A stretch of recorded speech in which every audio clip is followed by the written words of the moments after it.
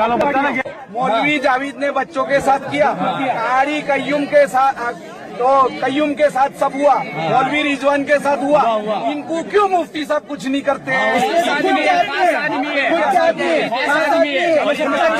हर एक बात मुफ्ती साहब की जो कांड है मुफ्ती साहब के, इनकी हर एक मुफ्ती की हर बात मुफ्ती साहब की जो बातें हैं, जो मालियत के एतबार से हो या लवादत के एतबार से, ये बातें मौलवी रिजवान को, कारी कय्यूम को, इनकी जो चेले चपाटे हैं, ये सब बातें इनको मालूम है, इस वजह से इनको कुछ नहीं कहा जाता है, बात दबा दी जाती है। मैं ये बोलता हूँ कि कई बार यहाँ ये हुआ है, एक लड़के के साथ में इसकी पीछे की सबसे खून ब्लड निकला था, बराबर। वो टाइम पे भी दारुल में परवा हुआ था, बराबर। 2 महीने पहले मुफ्ती साहब ने दारुल की छुट्टियां जल्दी पाड़ दी थी। ये सब बातें सही है ना? सही है, बात सही है। बस यहाँ छोटे छोटे बच्चे तुम्हारे भाई लोग हैं, ये लोग हैं, ये लोग के साथ मुफ्ती रात को खिदमत में बुलाते